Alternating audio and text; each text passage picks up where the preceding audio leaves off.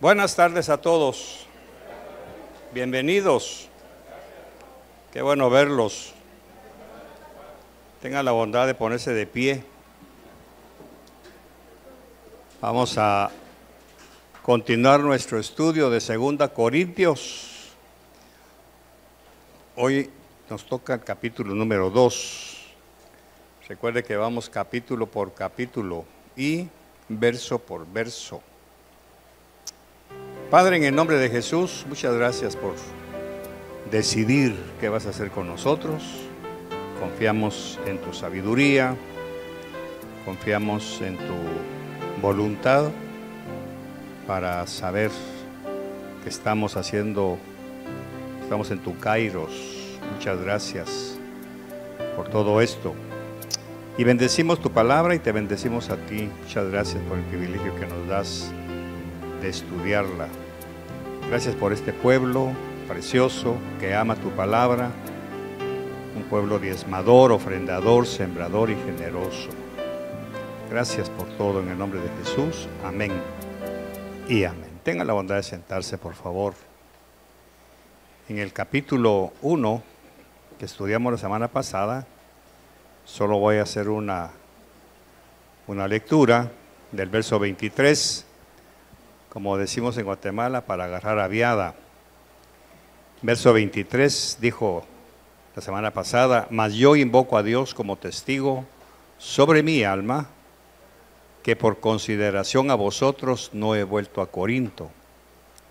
No es que queramos tener control de vuestra fe, sino que somos colaboradores con vosotros para vuestro gozo, porque en la fe permanecéis firmes. Dijimos que Pablo les está diciendo que realmente él no había quedado como mentiroso, ¿se recuerdan? Cuando había dicho que iba a pasar por Corinto antes de ir a Macedonia. Pero la voluntad de Dios cambió los planes. Eso no lo entendieron los corintios. Por lo consiguiente, cuando hizo eso, se levantó una murmuración de que Pablo no tenía palabra, porque decía sí y era no, y decía no y era sí. Todo eso ya lo vimos la semana pasada. Lógicamente, todo eso entristeció el corazón de Pablo.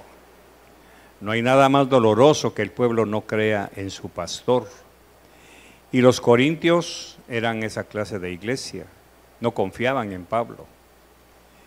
Eran tan inteligentes, tan, por decirlo así, sabelotodos, que ellos no creían en lo que Pablo enseñaba. Para empezar, ponían en duda su ministerio apostólico. Por eso en otras partes dice: yo no soy apóstol entonces. Porque los corintios eran un pueblo tan ingrato, por ser orgullosos. Y lógicamente eso lastimaba mucho el corazón de Pablo. Pablo, aparte de ser un hombre muy firme, de convicciones, de principios, también destilaba cierta ternura. Pablo era muy tierno con la gente. Por nada y nada se entristecía, era muy susceptible. Porque lógicamente pues Pablo no solo era judío, temeroso de la Torá de Dios, y aparte de eso Dios lo había consentido, por así decirlo, al darle muchas visiones. Y que aparte de todo mantenía un aguijón que lo tiraba en cama. O sea que la vida de Pablo realmente, físicamente hablando, era bastante complicada. Aparte de todos los ataques, como que el infierno se había ensañado contra él y usaba no solamente a la iglesia de Corinto, a sus paisanos judíos, a los romanos, a todos, fariseos. Todos ellos se volvían contra Pablo por la doctrina que enseñaba. Eso quiere decir que enseñar la sana doctrina tiene sus riesgos. No todos aceptan la sana doctrina. inmediatamente se levantan pensamientos espurios, doctrinas falsas, pensamientos de ataque. No, eso no es cierto, eso no es lo que dice la Biblia. Y eso duele muchísimo en el corazón del pastor, porque ponen en duda no lo que el pastor diga, sino lo que dice el Espíritu Santo. Porque se supone que toda la Escritura es útil e inspirada por Dios. Entonces en el capítulo 2, Pablo continúa la tónica que traía en el capítulo 1. Y dice, pero en mí mismo decidí esto, no ir otra vez a vosotros con tristeza. Aquí de entradita ya vemos que Pablo no quiso ir a Corinto porque estaba triste. Y al estar triste, Pablo corría el peligro o el riesgo de desquitarse con ellos. Pero aquí es donde vienen los principios morales de Pablo, que él trataba de evitar en lo posible de culpar a otros por sus emociones. Por eso dice, no, mejor no voy a Corinto, porque estoy triste y no quiero agregarles más culpa de la que ya deben de tener por las primeras cartas. Debo decirle algo, que esto que estamos leyendo, teológicamente hablando, es la tercera carta. La segunda se perdió. La pregunta es ¿por qué? Según nuestros maestros o mis profesores, es que la segunda carta tiene conceptos demasiado duros hacia los corintios, que no aplican a toda la iglesia de Cristo, sino que era una carta íntima, que no debieran enterarse los demás. Es como cuando aquí hacemos cosas que no deben oír personas que no son cristianas. ¿Me sigue? ¿Aló?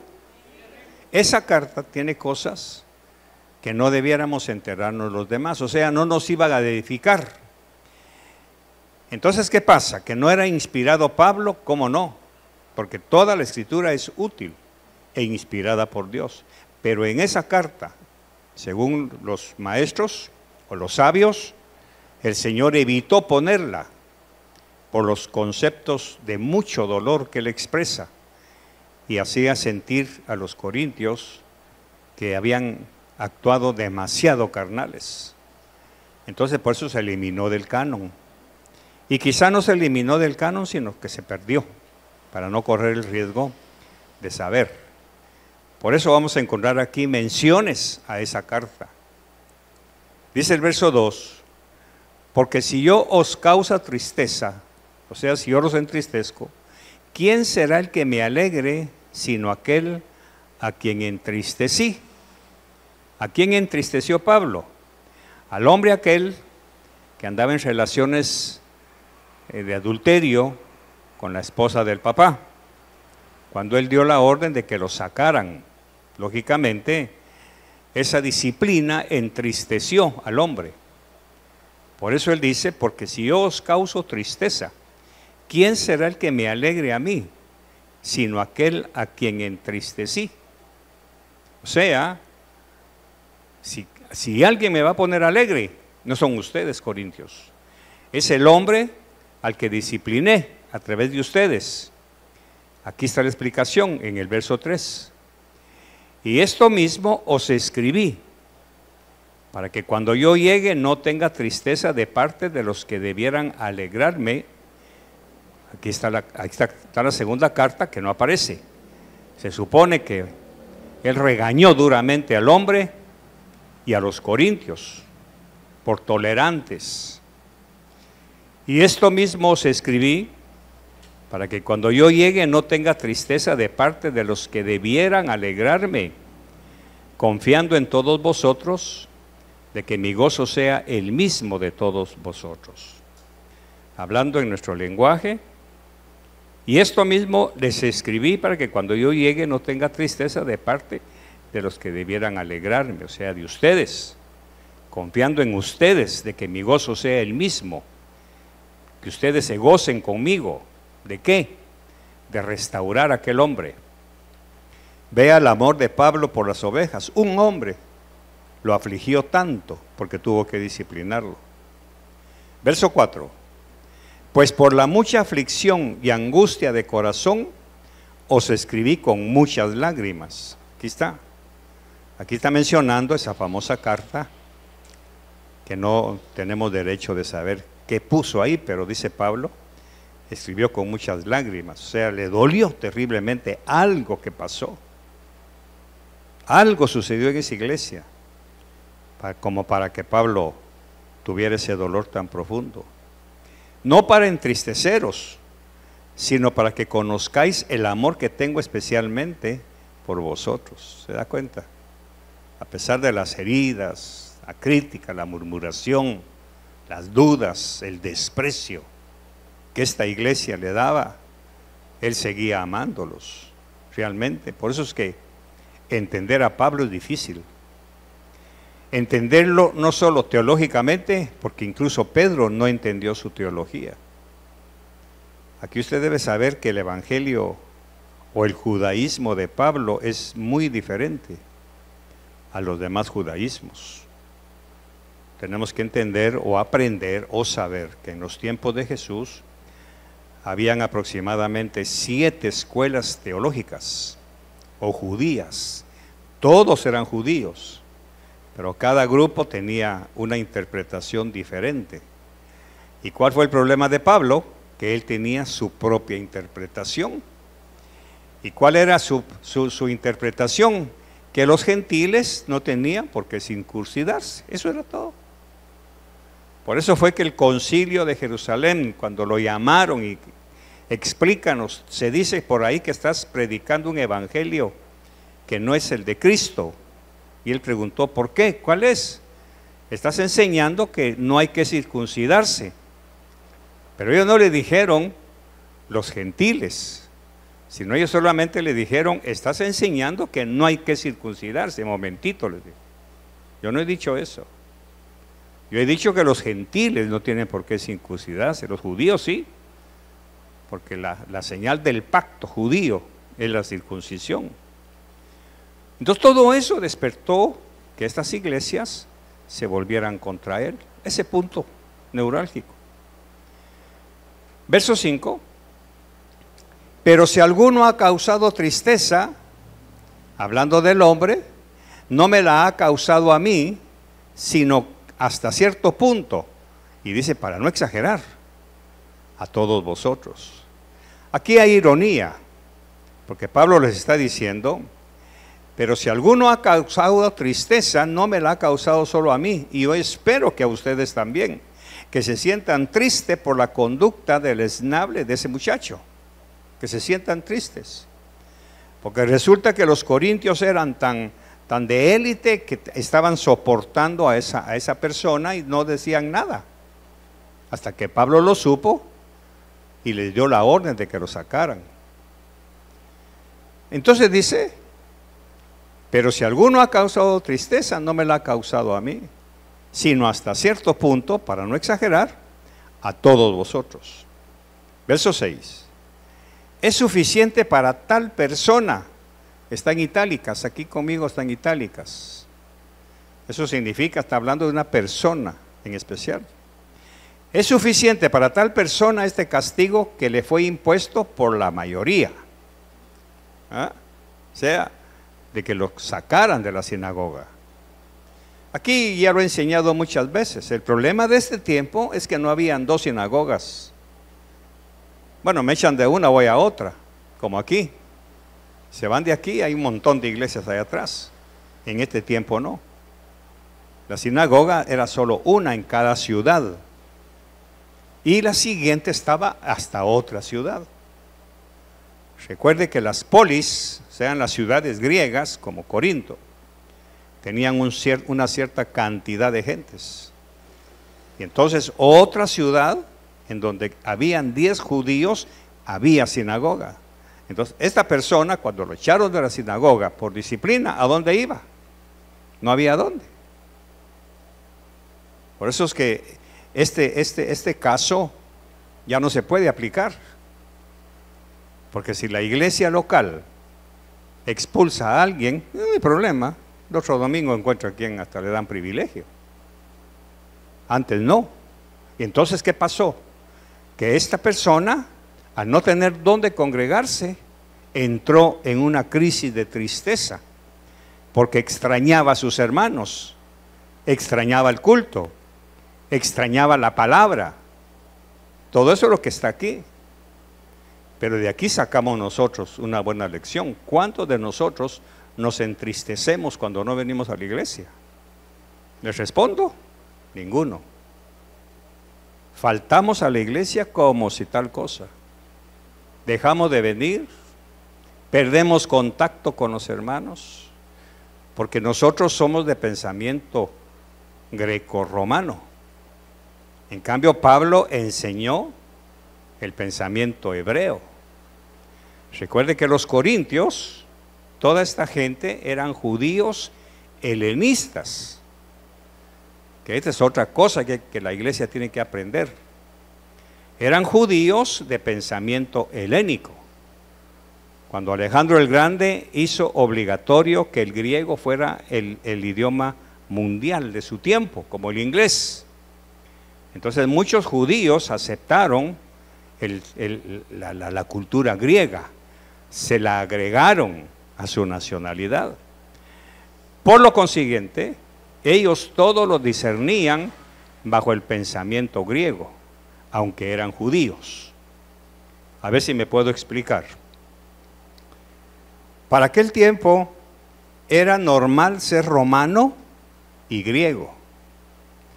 Por eso cuando usted ve las credenciales de Pablo, ¿cuáles son?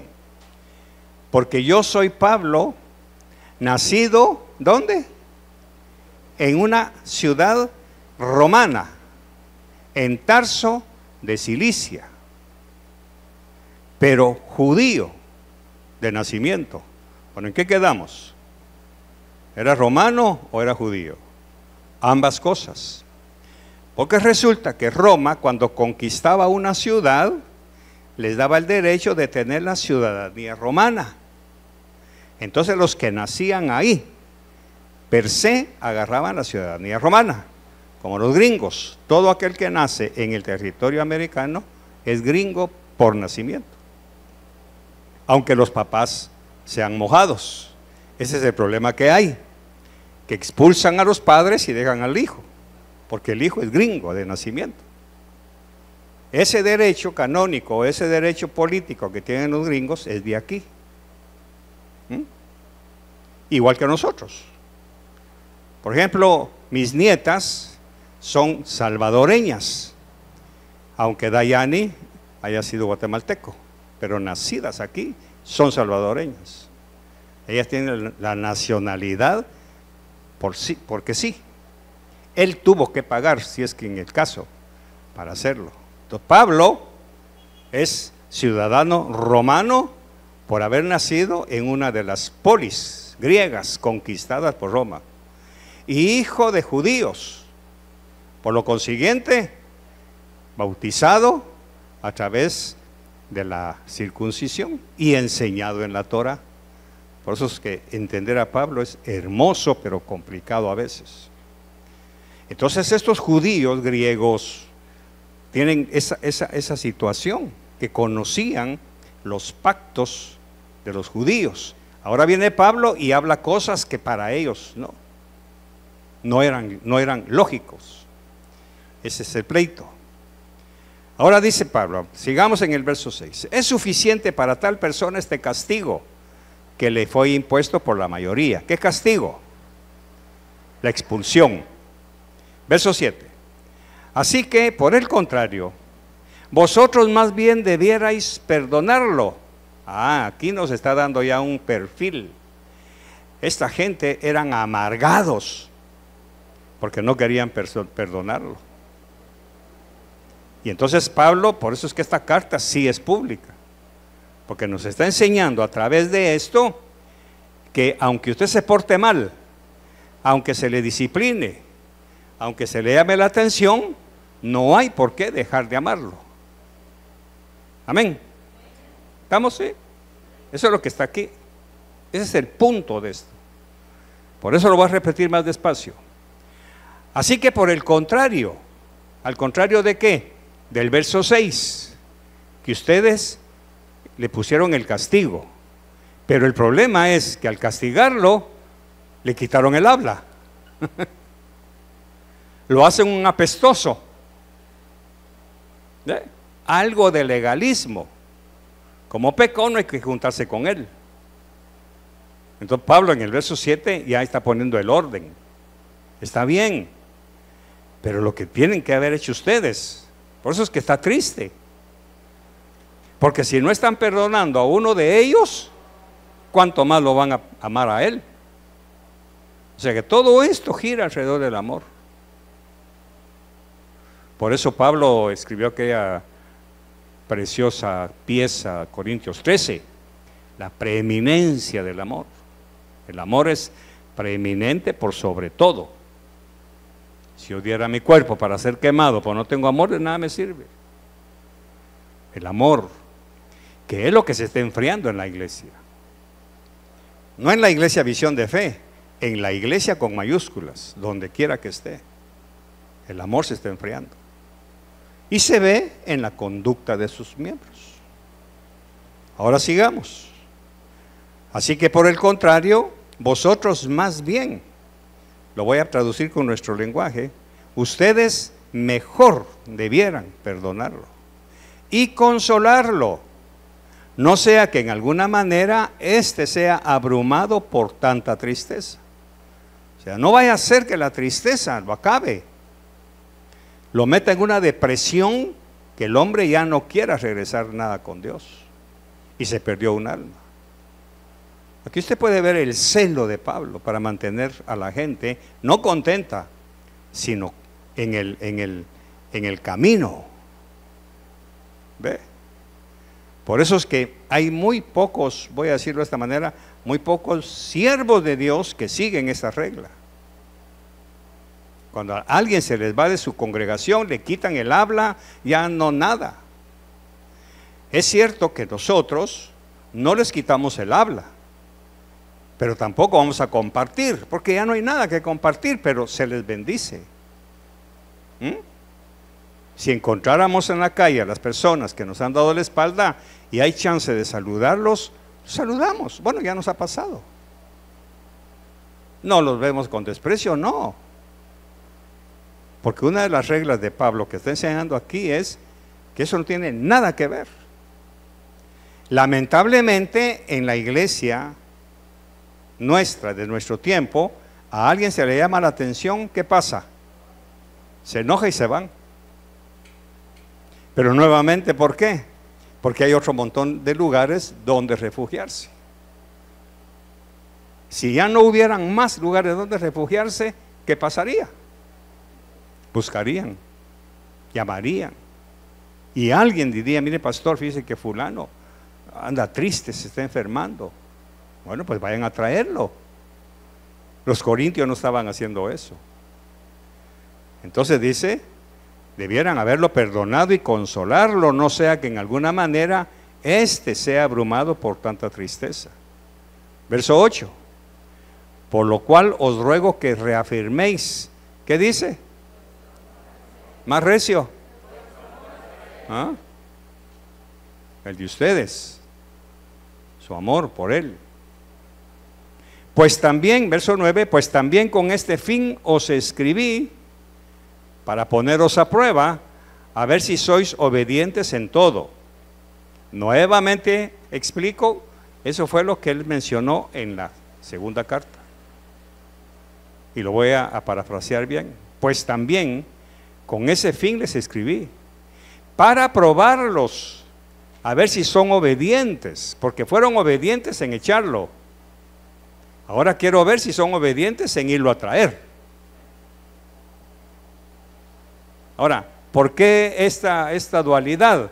Porque fue fácil para ellos obedecer por su naturaleza amargada y prepotente. Fue fácil obedecer la orden de, pero ahora no quieren dar su brazo a torcer para obedecer la orden de, ¿da cuenta? Como quien dice, hay que se pierda. No, dice Pablo, no. Por eso fue que les dije, les escribí. Y lo confirma con el verso 10. Pero a quien perdonéis algo, yo también lo perdono. Quiere decir que si yo llegara y lo viera ahí, yo lo perdono. ¿Por qué? Porque ustedes ya lo perdonaron. Con eso me basta. Para que si yo llegara y lo veo, doy por hecho que ustedes lo han restaurado y lo han recogido nuevamente. Así que por mi parte no hay problema. Porque en verdad, aquí ya entra Pablo.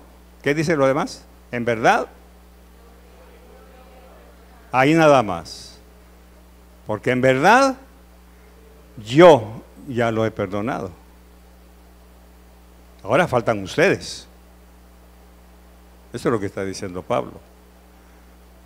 Lo hice por vosotros en presencia de Cristo. O sea, les di el ejemplo.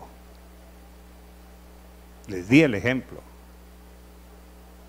Y aquí es en donde muchas veces, con el perdón del Espíritu Santo, yo me abrogo la autoridad para preguntarles, ¿les he enseñado yo a faltar tanto a la iglesia, hermanos? ¿Me han visto a mí en short, en playera, en multiplaza el día de culto? Entonces les pregunto, ¿qué se hace en los martes? Entonces les pregunto, ¿qué se hace en los jueves? ¿Cómo es que retrocedieron de aquel primer amor y se han vuelto domingueros? ¿Cómo es eso? ¿Que no era firme su amor por Cristo? ¿Que no hay mucho que agradecerle a Él? La sanidad de sus vidas, la sanidad de sus cuerpos, el sustento diario. ¿Qué pasó con ese primer amor? Cuando ustedes no me ven en la iglesia, y tengo que aclararlo, no es porque me quedé viendo televisión en mi casa. Yo me pregunto, ¿qué se quedan haciendo en su casa cuando no vienen? Día de culto. ¿Qué se quedan viendo? ¿Qué tan fuerte es lo que hay en su casa el día de culto como para dejar de venir a la casa de Dios? ¿Ve? No hay respuesta. Y si la hay, no es válida. ¿Por qué? Porque se muestra algo que tengo que enseñar, que su prioridad en su corazón no es el Señor. Al Señor están dando lo que sobra. Y lo peor de todo, y lo voy a decir claro, es que ese hijo está aprendiendo eso que usted le está enseñando. Y esos hijos están aprendiendo lo que ustedes les están enseñando. Ese es el problema. Que la siguiente generación ya no van a venir a la iglesia, excepto cuando les sobre tiempo o tengan alguna necesidad espiritual. Por eso es que Jesús lo dijo, porque en los postreros tiempos el amor de muchos se enfriará, y aquí lo estoy viendo yo. Gente que incluso viajó conmigo mucho tiempo, sacrificaban su tiempo para andar conmigo, para hablar de la palabra, de repente, y lo peor es que arrastraron a su familia. Y eso es lo que a Pablo le duele, que por un hombre, la iglesia. Ahora imagínense su servidor o nosotros al no verlos a ustedes, que somos una iglesia de fe, y precisamente la noche que se predica fe, ustedes no aparecen. Ese es el problema. Pero hay una pasión aquí adentro de mí, porque yo me pregunto, ¿qué se quedan haciendo? ¿Por qué? Porque hay algo muy sencillo. Desde el momento en que uno pone la mano en el arado, lo que quedó atrás ya no vale la pena. No vale la pena. Pero ¿por qué si se regresan al pasado? Eso me hace pensar que o se están yendo a otra congregación, o sencillamente no se han convertido a Cristo. ¿Sabe por qué? Porque el nuevo nacimiento tiene que afectarle profundamente su vida. ¿Tú eres salvadoreño? ¿Quién dice? ¿Quién dice? Su vida, su cultura, sus costumbres. Si yo le pago un viaje a Bernal para que se vaya una semana a Guatemala, se va con mucho gusto, un hotel, toda la cosa. Pero ¿qué es lo que hay aquí adentro? A los 2 o 3 días, ¿qué hay? Necesidad de estar en su país. Usted no ha nacido de nuevo, porque cuando deja de venir, en usted no hay una necesidad. No, hoy es día de culto. Hoy tengo que estar en la iglesia, no es que quiera, tengo que estar. Porque yo nací en ese país. Lo que pasa es que nosotros no hemos aprendido, ni nos enseñaron allá donde se convirtió a Cristo, que el nuevo nacimiento es lo que Jesús le explicó a Nicodemo. Tienes que nacer del agua y del Espíritu. Ustedes nacieron del agua, pero no del Espíritu. Porque el Espíritu dice que me cela. El Espíritu no me permite quedarme fuera de la casa de Dios. Nuestro problema nuevamente es que somos de pensamiento grecorromano. Si fuéramos judíos, le diríamos: Jerusalén, Jerusalén, si me olvido de ti, que me corten la derecha, que mi diestra sea cortada. Porque resulta que para los judíos no había fiesta fuera de Jerusalén. ¿Cuál cree que es el dolor de los judíos de actualmente? Que no tienen templo. No tienen. Por eso es que ellos están anhelando la construcción del tercer templo. Pero no pueden porque está la mezquita de Omán. Pero ellos anhelan. Y cuando yo estudio eso y comparo mi congregación, ustedes no anhelan estar en la casa de Dios. Lo lamento, no anhelan. Y no anhelan porque no han nacido de nuevo. Aunque su teología le diga que sí, remitámonos a las pruebas. A las pruebas, señora, a las pruebas. De aquí para acá, cualquiera puede decir: yo soy nacido de nuevo. Pero de aquí para acá, usted no ha nacido de nuevo. Usted nació del agua. Porque oyó la palabra, porque le ofrecieron dulcitos, chicles, privilegios. Pero nacer, licenciada, nacer es otra cosa. ¿Sabe qué es lo que deprime a la gente que vive fuera de El Salvador, en otros países, por muy ricos que sean? La nostalgia. La nostalgia es un enemigo número 1 de esa gente. Por eso muchos se tiran a los vicios. Necesitan apagar esa nostalgia que sienten por su tierra. Y ese es el problema nuestro. Y lo peor de todo, repito, es que su siguiente generación, usted ya la está echando a perder. Porque esta muchacha, cualquier momento deja de venir a la iglesia cuando vaya a la universidad. Porque usted se lo ha enseñado. Y aunque me diga renuncio, me voy a las pruebas. Y no es contra ustedes el pleito, es contra todos ustedes. ¿Qué le estás enseñando? ¿Qué evangelio? ¿Qué le estás transmitiendo como legado?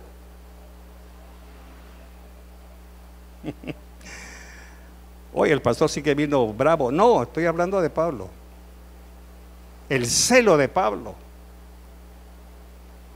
Por eso él dijo en Corintios: aunque diere mi cuerpo para ser quemado, pero si no tengo amor. Miren, De nada sirve que yo les predique si no los amo. Es que el amor que Dios pone en nosotros dos por ustedes, ha sido tan extraordinario que nada nos detuvo en Guatemala. Ni hijos, ni padres, ni casa, ni trabajo, ni dinero, ni cheque, ni nada.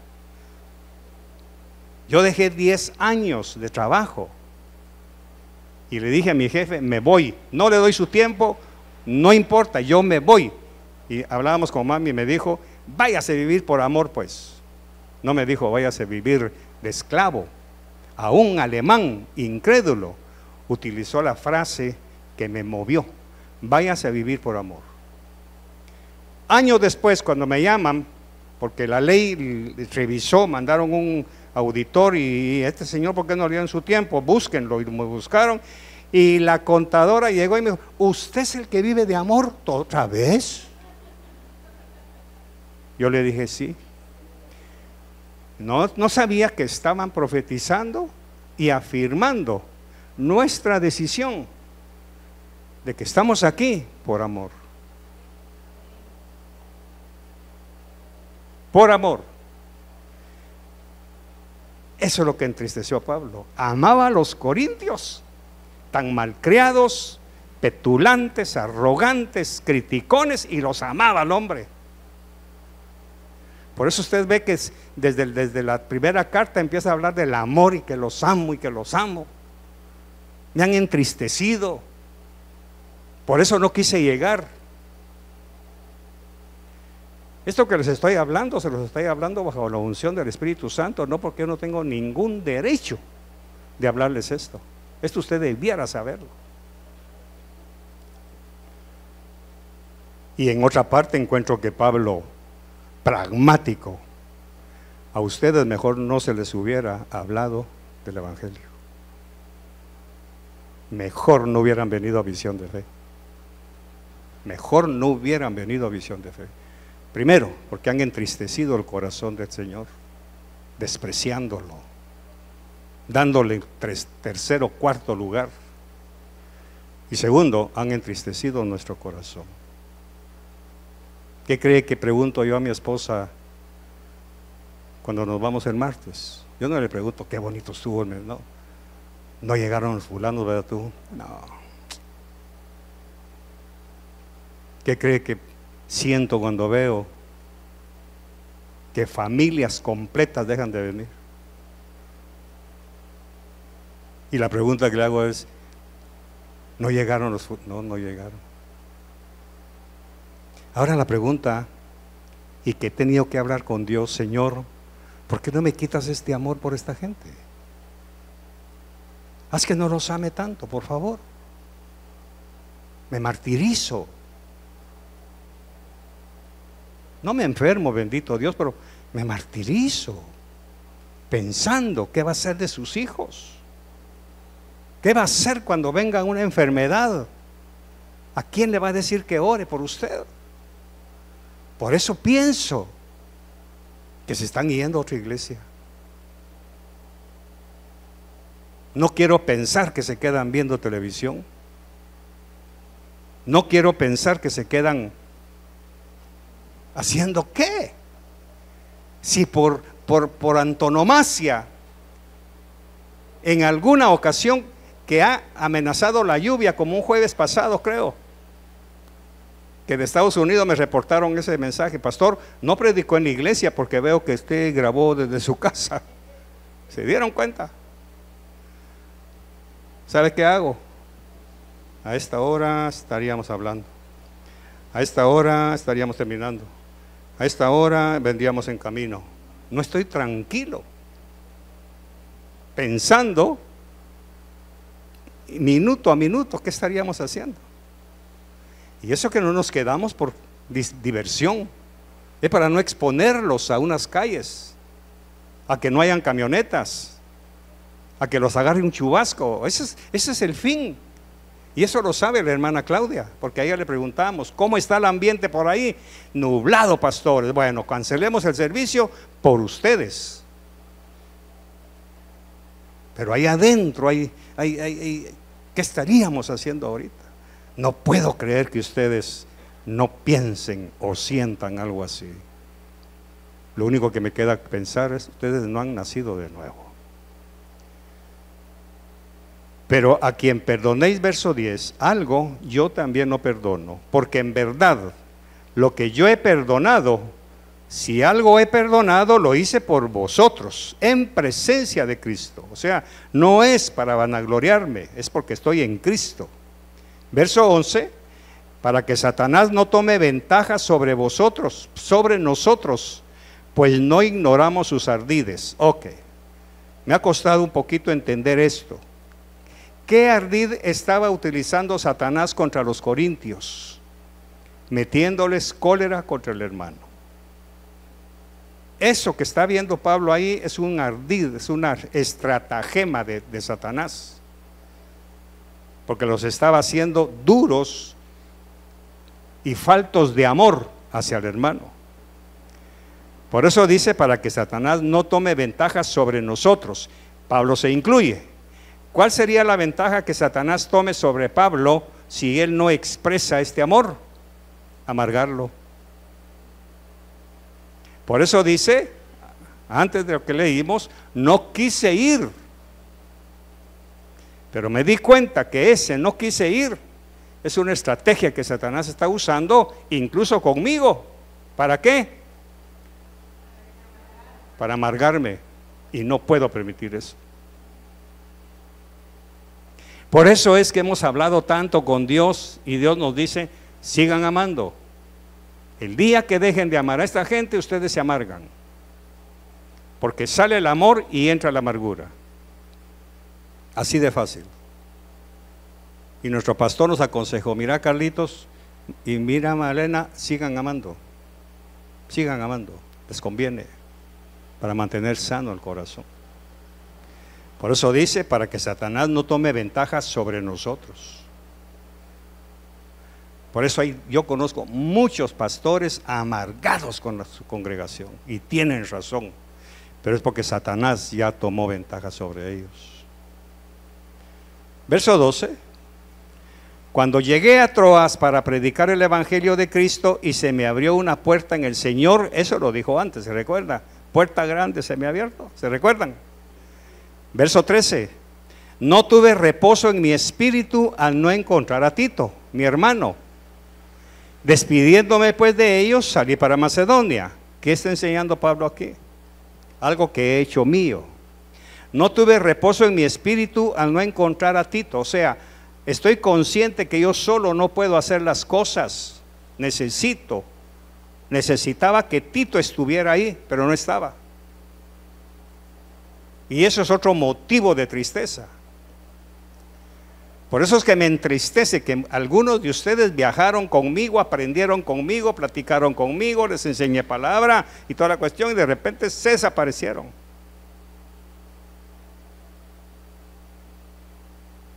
¿Ve? Porque nunca caminaron conmigo, nunca viajaron conmigo y hablamos de cine, de novelas, de mujeres, de vicios, nada, de palabra. Revelaciones, enseñanza.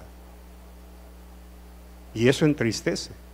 Pablo está triste porque no encontró a Tito para que lo ayudara. Entonces dice, despidiéndome pues de ellos, salí para Macedonia. 14. Pero gracias a Dios que en Cristo siempre nos lleva en triunfo y que por medio de nosotros manifiesta en todo lugar la fragancia de su conocimiento. O sea que Pablo dice, donde quiera que voy, yo huelo a Cristo. El olor que despido es el olor de Cristo. Ahora, esto para mí hace años aprendí algo. Si yo soy carnicero, ¿a qué voy a oler siempre? ¿Por qué? Porque hay una ósmosis. El cuerpo, la piel y todo absorbe el olor a la carne. Donde yo vaya, huelo a carne. Porque trabajo en carne. ¿Un panadero a qué huele? A pan, a levadura. Despide el olor. Entonces entendemos que Pablo caminaba tanto con Cristo que su olor se le había pegado. Y ese debiera ser su anhelo. Ahora hay un problema. Vamos a verlo. Verso 15. Porque fragante aroma de Cristo somos para Dios, entre los que se salvan y entre los que se pierden. Esto quiere decir, yo huelo a Cristo, yo tengo un olor fragante, el aroma que yo exhalo es el de Cristo. Y los que se salvan se identifican conmigo. Y ese olor hace que los que se pierden me detesten. ¿Ve? Por el olor. Por eso dice, porque fragante aroma de Cristo somos para Dios entre los que se salvan y entre los que se pierden. Para unos, el amor de Cristo, que es una exhalación de su aroma, para los que se salvan, esto es apreciado. Estoy consciente que aquí hay pocos que aprecian nuestro amor, pero una buena mayoría no lo aprecia. ¿Qué les importa? Y se los voy a demostrar. El domingo todos van a venir. El martes me vuelven a demostrar que lo que hablé hoy se les resbaló. Así de fácil. Porque es aroma para los que se pierden. Ojo, no estoy mandándolo al infierno. Le estoy hablando de lo que dice aquí. Lo vamos a repetir más adelante, en el verso 15. Porque fragante aroma de Cristo somos para Dios, entre los que se salvan y entre los que se pierden. O sea, el olor a Cristo o alegra a los salvos o condena a los que se pierden. Verso 16. Para unos olor de muerte para muerte. Aquí es donde tenemos que entender. El olor a Cristo para los que se pierden es olor a muerte. O sea, como apesta, no es como huele, es apesta. No lo aguanto. Cristiano, evangélico, legalista, a la fuerza quieren que uno esté en la iglesia. No, mi amado, no es a la fuerza, es por amor. Y dice, y para otros, olor de vida para vida. Y la pregunta, y para estas cosas, ¿quién está capacitado? Pues no somos como muchos que comercian con la palabra de Dios, sino que con sinceridad, como de parte de Dios y delante de Dios, hablamos en Cristo. ¿Qué está diciendo Pablo? Pues no somos como muchos que comercian. Aquí está el problema, pajarito. Algunos han comerciado su evangelio. Comerciar quiere decir, sacan provecho, pero no están dando nada a cambio. No hablo ni de diezmos ni de ofrendas. No le están dando su vida al Señor, ni su tiempo, ni su preferencia. Así que la próxima vez, o el próximo martes que usted se quede en su casita, el próximo jueves que se quede, pregúntese, ¿qué me quedo haciendo? ¿Qué hacen mis hijos si no están en la iglesia? ¿Qué les estoy enseñando? ¿Qué les estoy legando? La herencia es una cosa y el legado es otra. La herencia es lo que usted le deja a su hija materialmente. Es una casa, es un terreno, un carro, dinero. Esa es herencia. Legado es lo que le transmite, que es lo inamovible. El legado es inamovible. La herencia la pierde en cualquier momento. La vende, negocia, cualquier cosa. El legado no. Y nosotros hemos tratado de dejarles un legado. Un legado. Todavía sigo soñando con una iglesia victoriosa. Sigo soñando con una iglesia amorosa. Por eso mi confesión sigue después de 30 y pico de años. Yo tengo una congregación amorosa que ama la palabra, diezmadora, ofrendadora, sembradora y generosa. Esa es mi congregación. Y por favor, voy a decirle sincero como lo fui en una ocasión, no diga amén, porque usted no es nada de lo que yo confieso, a menos que lo demuestre. A menos que lo demuestre, y no a mí. Pero Jesús me autoriza a ver su evangelio por sus frutos. Por sus frutos. ¿Qué dijo Jesús? ¿Por sus frutos? Entonces, si yo los conozco a ustedes, es por sus frutos. Es por sus frutos.